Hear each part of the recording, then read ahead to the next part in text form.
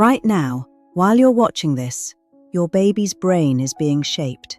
Every second, every input, every sound and flicker of light. And there's a good chance you're giving it something it was never built to handle. I know. That feels impossible. Because you're doing everything right. You love your child. You just want them happy. But stay with me for the next few minutes, because what I'm about to show you, most pediatric experts wish more parents knew. Picture a typical morning. You've been awake since 5 a.m. The baby's fed, diaper changed. You need 10 minutes. Just 10 minutes to breathe. So you do what millions of parents do. You put on a show. Something colourful, something familiar, something that keeps them calm. And in seconds, those tiny eyes lock onto the screen, silent, still, mesmerized. You exhale. It works. But here's the question no one is asking. What is happening inside that little brain right now? Because it is not what you think. And the most popular baby shows on the planet? The ones with billions of views? They may be the biggest problem, but screens are only part of the story. Because there are other habits, quieter ones, that are doing just as much damage.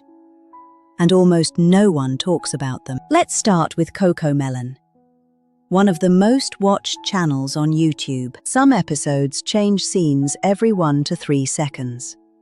That's faster than an action movie, faster than a car commercial. All aimed at babies under 2. Dr. Dimitri Christakis, a pediatric researcher at Seattle Children's, has spent 2 decades studying fast-paced media. His findings are clear. The faster the screen, the greater the overstimulation. The greater the overstimulation, the harder it becomes for a baby to regulate their own attention later. And it gets worse. Baby Shark, Blippi, even Paw Patrol. Modern versions with flashing lights, rapid zooms, beat drops. Designed around what makes babies stare, not around what babies need. Designed around what makes babies stare, not around what babies need. But here's what surprises most parents. It's not just screens. An irregular sleep schedule is doing the same thing. When nap times shift constantly. An irregular sleep schedule is doing the same thing. When nap times shift constantly. Dr. Matthew Walker describes how, in infancy, sleep is not rest. It is active brain construction. Neural pathways form. Memories consolidate. Emotional regulation circuits wire themselves together. Disrupt the sleep. Disrupt the architecture. Then there's the silence problem. A quiet home feels peaceful. But for a baby's brain, it's a missed opportunity, happening hundreds of times a day. This is where most parents go wrong, not from neglect, from trust. We assume, if it feels fine, it must be fine. But the damage is invisible, until it isn't. We assume, if it feels fine, it must be fine. But the damage is invisible, until it isn't.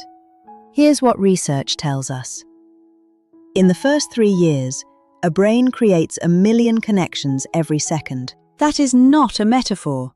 That is the actual speed of development. And those connections are shaped by experience, by faces, by voices, by touch, by the pause between a parent's word and a baby's gurgled response.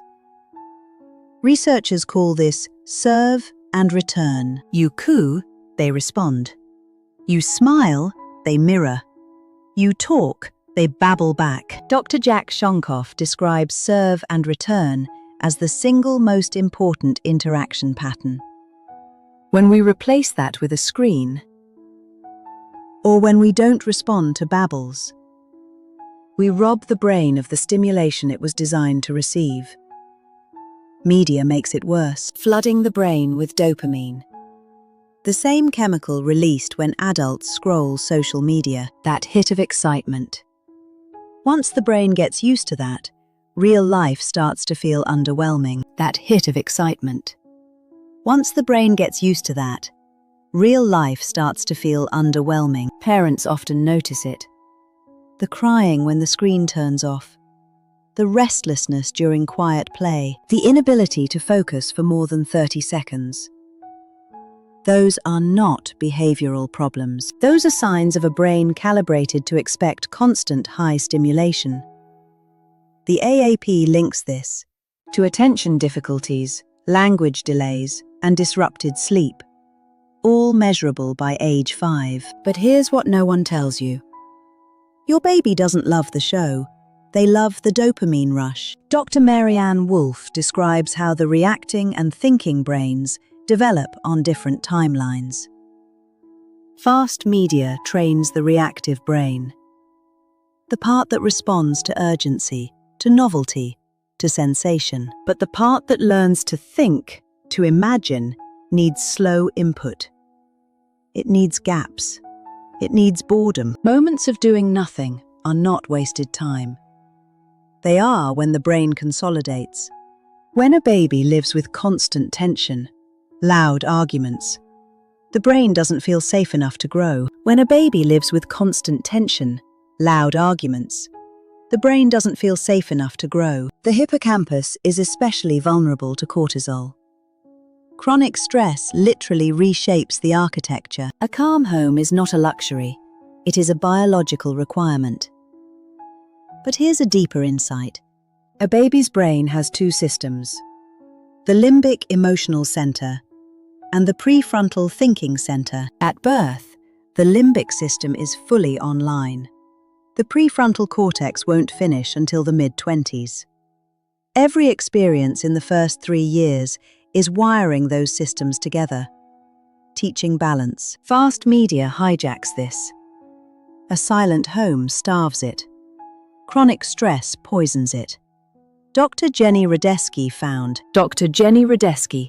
developmental pediatrician at the University of Michigan, has shown that when babies use screens to manage discomfort, they lose practice at developing their own coping skills. The screen becomes the regulator, and the brain learns, when I feel something, I look at the screen. The screen becomes the regulator. When I feel something, I look at the screen. Connections don't form. Every missed serve and return interaction, every narration that never happened, is a connection lost. Every missed serve and return interaction, every narration that never happened, is a connection lost. Not educational videos, not apps. Words from a real human being who loves them. That pattern, set in infancy, shapes everything that comes after. Now, here is what matters. You don't need to throw away every screen, you need a shift. First, reduce fast screens. Replace them with slower ones. Daniel Tiger. Bluey's quiet episodes. Watch together. Never leave the screen as a babysitter. Second, protect sleep like medicine. Consistent bedtimes. Calm, wind-down routines. The brain builds itself while your baby sleeps. Third, respond. Always respond. When your baby coos, coo back. When they babble, mirror it. Fourth, talk constantly. Narrate everything. Your voice is the most powerful tool on the planet. Fifth, give them movement and mess. Say floors to crawl on, objects to touch, shake, and explore. Sixth, create calm. If you feel overwhelmed, walk away and breathe.